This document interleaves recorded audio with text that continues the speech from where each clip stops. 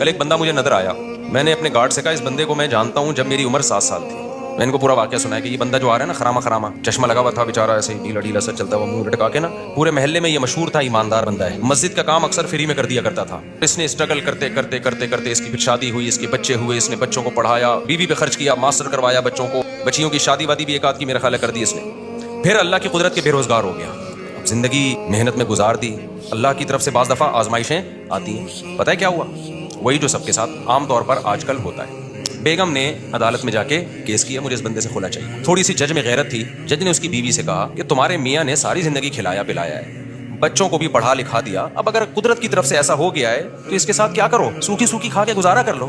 یہ بھی تو گزارا کر ہی رہا ہے نا، کیونکہ اس نے سارے ثبوت پیش کیے کہ میں نے اتنا خرچ کیا ہے، عورت نے بھی کوئی انکار نہیں کیا۔ بیگم صاحبہ نے کہا نہیں، مجھے اس بندے کے ساتھ نہیں رہنا۔ بیگم صاحبہ ہو گئی مارکیٹ سے شارٹ، اور بچے بھی جو 18 سال سے کم عمر بچے تھے وہ بھی سارے کس کو مل گئے؟ بیگم کو مل گئے۔ اس کے بعد جو اس کی حالت تھی وہ میں جانتا ہوں اور وہ جانتے ہیں۔ اب تک میرا خیال ہے 15 سال ہو گئے اکیلا ہی گھوم رہا ہے، کوئی اولاد ساتھ میں نہیں ہے۔ ویمن رائٹس کی باتیں بہت ہوتی ہیں، ہونی چاہیے، عورتوں پہ ظلم بھی ہوتا ہے، ان کے حقوق کی آواز اٹھنی چاہیے، لیکن لوگ سمجھتے ہیں کہ مرد جو ہے نا وہ لوہے کے بنے ہوئے ہوتے ہیں، ان پر کبھی کوئی دنیا میں ظلم کر ہی نہیں سکتا، وہ گدھے ہیں، ان کی نہ کوئی تنظیم ہے۔ ہماری عدالتیں مکمل عورت کو سپورٹ کر رہی ہیں، آپ شادی کریں، بچہ پیدا کریں، اگر آپ کی بیوی کو آپ پسند نہیں آئے کورٹ میں کھلا لے گی، بیوی بھی گئی، بچہ بھی گیا۔